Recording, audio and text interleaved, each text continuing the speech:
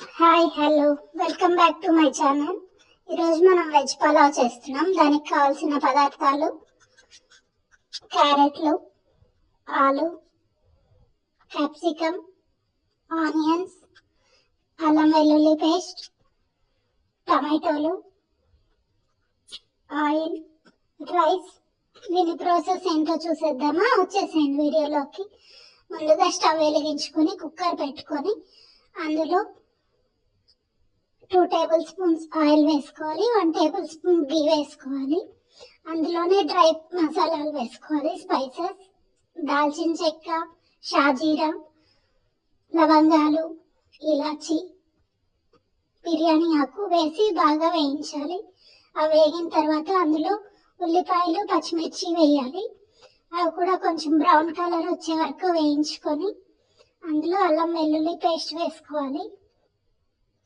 అల్లం వెల్లుల్లి పేస్ట్ వేసుకొని వేయించుకోవాలి. అది బాగా వేగిన తర్వాత ఆలు వేసుకోవాలి. ఆలు కూడా వేయించుకొని అందులోనే క్యారెట్లు వేసుకోవాలి. క్యారెట్లు కూడా వేగిన తర్వాత క్యాప్సికమ్ వేసుకోవాలి. అలా ఒక్కొక్క వెజిటేబుల్ కట్ చేసుకున్నవి వేసుకుంటూ వేయించుకోవాలి. తర్వాత పుదీనా, కొత్తిమీర వేసి వేయించి రైస్ నేను 1/2 కిలో వేస్తున్నాను 4 మెంబర్స్ కానీ. మీరు క్వాంటిటీని బట్టి కూరగాయలు వేసుకోవచ్చు. తర్వాత రైస్ కూడా పెంచుకోవచ్చు. ఇప్పుడు రైస్ కడిగి పక్కన ఒక 1/2 అవర్ ముందు నానబెట్టుకున్నాను.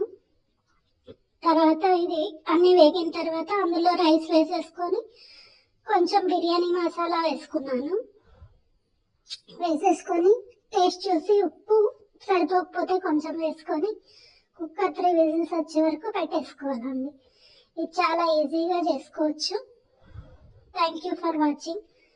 ఈ వీడియో కనుక మీకు నచ్చితే లైక్ చేయండి, షేర్ చేయండి, subscribe to my channel. Thank you.